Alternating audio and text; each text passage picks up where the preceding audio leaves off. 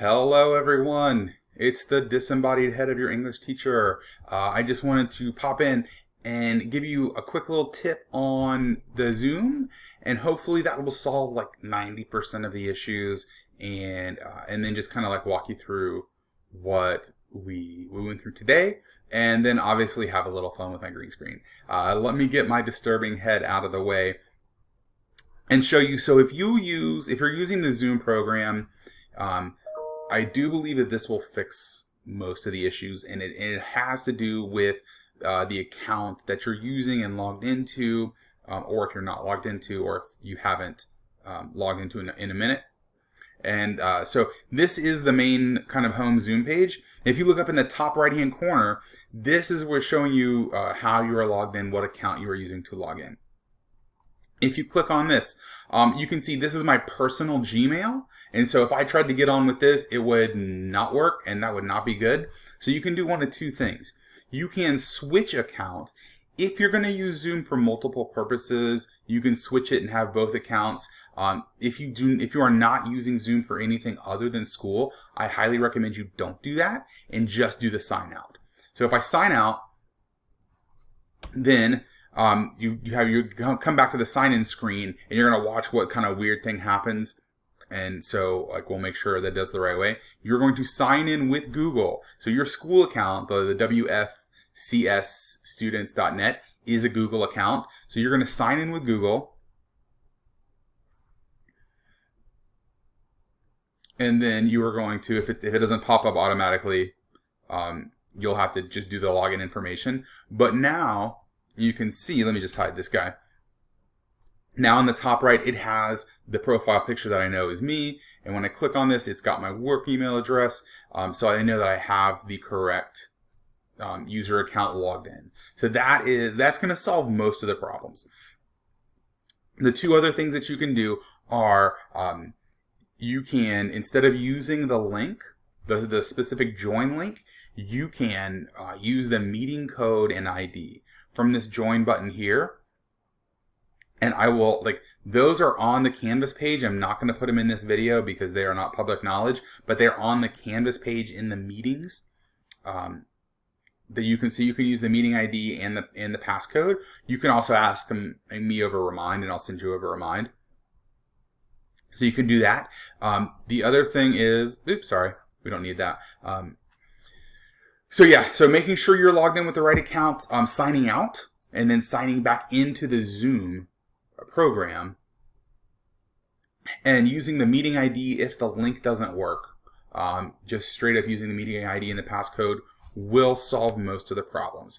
The very last thing I'm going to do is I will create a test Zoom account that is not linked up to any of the IDs in our classes, and I will post that as an announcement in the Canvas classes, and I will have that Zoom open anytime that I am not in class. So I do have the first 3 periods, but starting at about 8 o'clock, I will open that up. So if you want to try that, I will put the link and the ID codes in an announcement at the top of our Canvas page.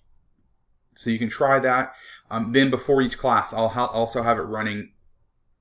Anytime I'm not running the live class, I'll be running that test account. And so you can jump on at any time, try out the login, see if you can access it. Let me know. If it comes to class time and you still can't get in, just send me a message. Don't worry about it. We'll troubleshoot afterwards, and we'll catch you up with anything afterwards. Speaking of catching up, let's take a look at what we did in class today if you were not able to connect. We talked about supports. What kind of supports do you have? And where can you get them? And how can you share with other people? And when I'm talking about supports, I don't just mean support for English class. I don't just mean support for school. I mean support for 2020. Man, it's been a rough one. So if you, the only way that we make it through this is together by figuring out what works and what doesn't work. And maybe that works for somebody. Maybe it works for everybody. But if we don't talk about it, we don't share these ideas, we won't get there. We have a bunch of resources. You've got resources at school now right? Our CARES team is headed by Miss Williams, who also happens to be the 9th grade guidance counselor. So freshman year is, if you don't know who to go to, like one of those people, either your teacher, Miss Williams, Miss Johnson, Miss Spady, Miss Holcomb Fay, anybody in their freshman academy. But there's also tons of resources outside of this, because this just isn't a school thing. This is a life thing. So whether that's other community organizations that are helping you get like those basic needs met, or we're talking about your family and your peers and yourself, and that's really what I want to focus on, is your peers and you. Like the way that we do this, the way that you get better as an individual, the way that we all get better as a collective and a community, is pooling that knowledge, pooling those resources, and figuring it out that way. So I don't want to go into a whole bunch of specific things, but just some overall ideas and suggestions for you are to form habits, right? How are you navigating this new space? And like whether that new space just means living day to day, whether that new space is dealing with working on your own, navigating through technical glitches, as we seem to have done, or just separating that time.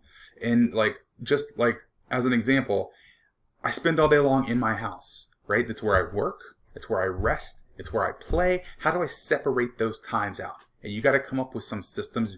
And if you do come up with systems, man, you got to share that with other people, because maybe somebody is struggling. And so forming habits you kind of do on your own, but the rest of these three are all about connecting with people. Man, like we are kind of on islands, solo, riding this thing out, and you never know how you can help somebody out. And one of the biggest things you can do is to be vulnerable, right? If you can share a problem or situation with somebody, doesn't have to be everybody in public, but it is a huge deal to be vulnerable and let somebody in. And that the person that you let in might be the one that needs it the most and hasn't been saying anything. We are often taught and conditioned to deal with our stuff in silence, and that's kind of what the third bullet point is about, right? Advocating for yourself and other people. Do not take it in silence. Whatever is there something you specifically need? Have you noticed a need for others individually, for people as a group? Sometimes it takes a brave person to say that first word, and so that's a huge deal. Opening yourself up to other people, speaking up even when you're not comfortable with it, and the last one, I got a couple things to say about help, but before I get on to you helping as a tip, receiving help, letting someone help you is a huge gift. We often think we have to be independent. We have to solve these problems by ourselves. If someone is offering help, they're really putting themselves out there. Man, one of the best things you can do is allow them to help you. But speaking of help, the very first person you have to help is yourself, right? I'm going to talk about self-care. I'm a huge fan of self-care. I don't think that it gets talked about enough and with enough importance. I saw someone say that self-care is a political act, and I was like, that's pretty deep. And if you cannot be your best self, how can you be good for anybody else? Right? Take care of yourself first. Figure out where you need to spend your energy, and then reach out. So now that I threw a whole bunch of resources at you and a couple of vague tips, I wanted to show you how to use the discussion boards in Canvas to kind of help us start collect all of this, all of these thoughts, all of these tips, all of these maybe concerns and anxieties even. We put it all together, that's how we get through this stuff. So if you come to the English page and you go into your modules, on Tuesday, there is a discussion board. You know it's a discussion because it's got the little chat icon. Finding your new rhythm.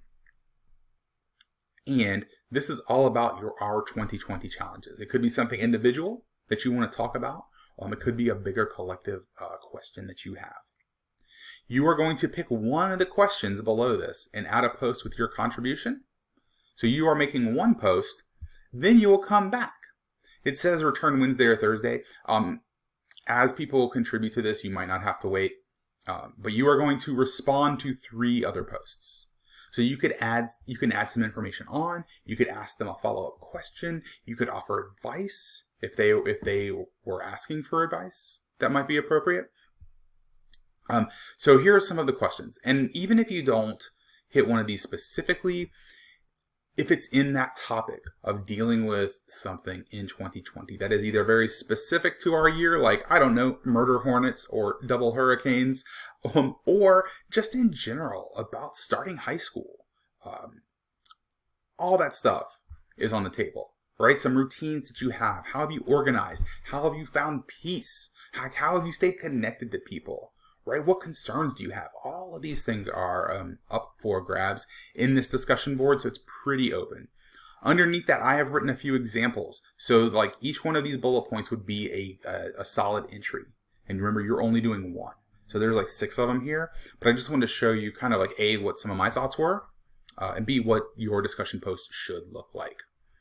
So if you scroll all the way down to the bottom, you will see the reply. When you click reply, it will open up the text box. You will put your response in here. You can write the whole entire question, or what I would suggest is just make your response understandable enough so that you don't have to use the question.